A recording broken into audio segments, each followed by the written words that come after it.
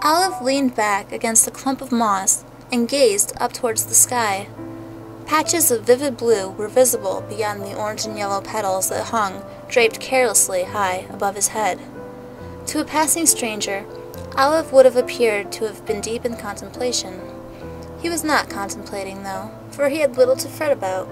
For Olive and his people, life was simple.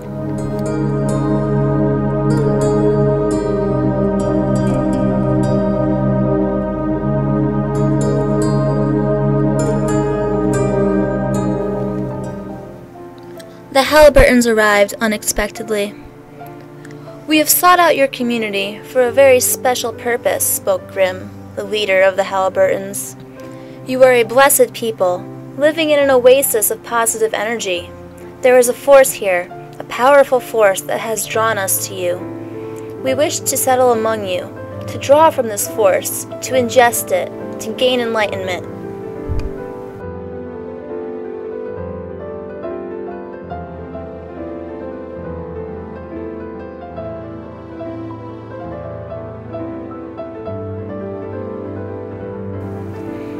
Olive's people knew that a special force sustained them, that it was pure and life-giving, and that it flowed through the veins of the plants and the flowers that grew tall and strong throughout their land.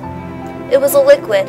The plants produced it, cycled it through their shafts, through their roots, and into the soil. From the soil, the force seeps into the air, where it was absorbed, inhaled, imbibed by the people. In this way, life was sustained and society flourished.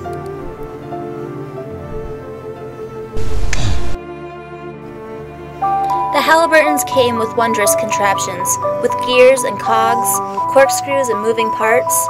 They were a fascinating race, with ways quite unlike those of Olive's people, but they were welcome nonetheless. After some time, Grim approached the society with an idea. "This wondrous force," he said, "has incredible power. I have a newfound vivacity and strength. I am passionate, I am filled with power. The power of this force is incalculable. If we were to tap it and collect it, we could compound its potential, we could generate huge amounts of power, we could transport it and sell it. Great wealth would befall our oasis."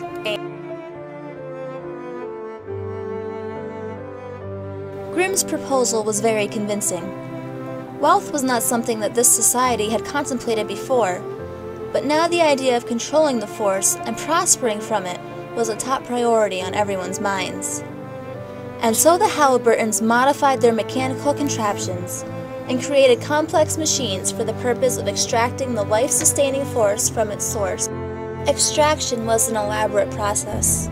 The Halliburtons developed a liquid mixture to weaken the plants and flowers' outer sheaths, which were otherwise impenetrable. For weeks and weeks, the Halliburtons ran their machines until not a drop of the force was left.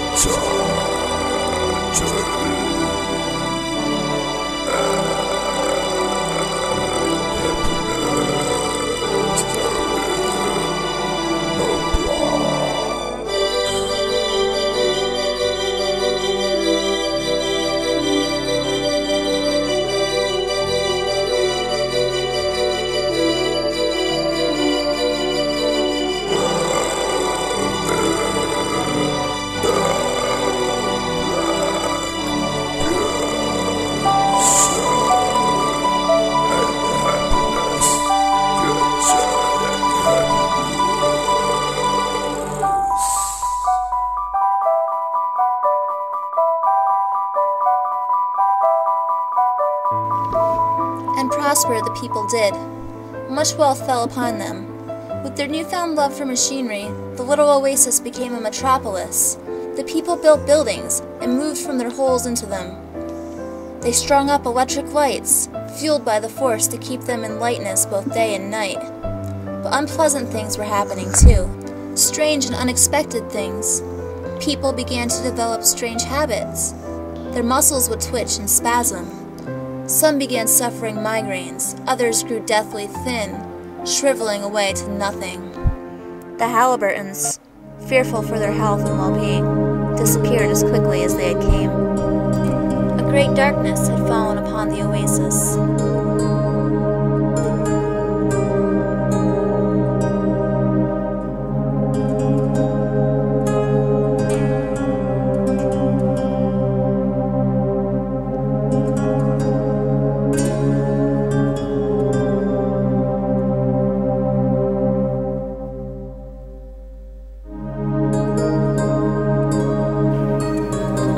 perched himself next to a murky pool and scooped up a cupful of water with his filtration decanter. He cranked the handle and watched the murky liquid separate into 2 holding canisters. He drank the purified liquid as he lay back upon the dusty earth. Looking past the shriveled petals, through the leaf-barren branches, he began contemplating. He wondered if life would ever be as it was before.